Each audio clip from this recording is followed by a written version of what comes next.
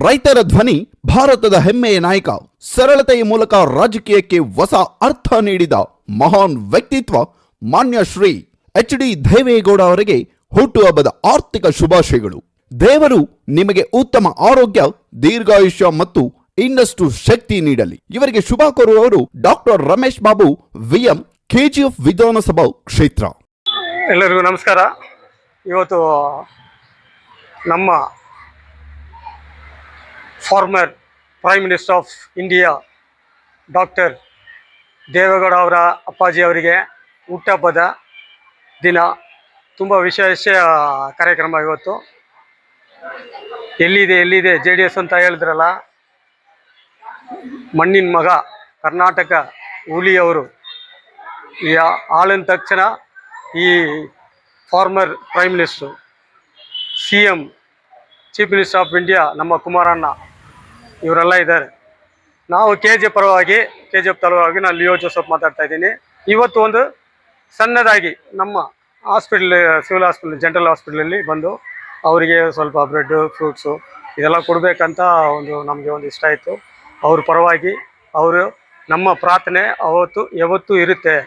ಇವತ್ತು 94 ಆಗಿದೆ, ವಯಸ್ಸಾಗಿದೆ. ಅವರು ಇನ್ನೂ 100 ವರ್ಷ ತಾಂಡಿ ಇರಬೇಕಂತ ನಮ್ಮ ವಿನಂತಿ. ஸோ இங்கே KGF தாலுக்கு அಧ್ಯಕ್ಷர நான் லியோ ஜோசப் பேசுகிறேன். இன்றைக்கி ஒரு பெரிய விசேஷ birthday celebration of doctor Deve Gowda, the former prime minister. அவருக்காக இந்த KGF சிவில் ஹாஸ்பிட்டலில் நாங்கள் ஒரு சின்ன கிஃப்ட்டு கொடுக்குறோம். பழம், ப்ரெட்டு, இதெல்லாம் நாங்கள் எடுத்து வந்துக்கிறோம். அவருக்காக நாங்கள் KGF ப்ரேயர் பண்ணுறோம். அவர் இன்னும் நீடூடி வாழணும். இப்போ 94 வயசு ஆகுது. இன்னும் ஒரு 100 வயசுக்கு மேலே வாழணும். இந்த ನಾಟಕ ಕಾಪಾಡணுன்றதுக்காக KGF JDS ಪರವಾಗಿ ನಾವು ಪ್ರಾರ್ಥನೆ ಮಾಡ್ತೀವಿ. ವಂದನೆ. இன்னைக்கு நம்மளுடைய பெரிய லீடர் உடைய பிறந்த நாள். அந்த பிறந்த நாளை நம்ம செலிப்ரேட் பண்ணிடுறோம். தேவேகவுடா ஒரு பெரிய லீடர். அவரு நம்மளுடைய 11th prime minister of India.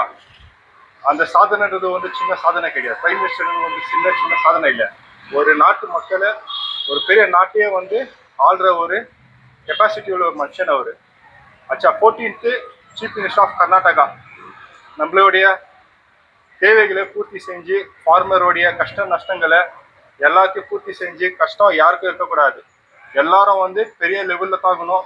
Education கொடுத்து, அதுக்கான லோன்ஸ் கொடுத்து, ஜனங்களுக்கு ஃப்ரீயாக வீடு கட்டி கொடுத்துருக்காரு.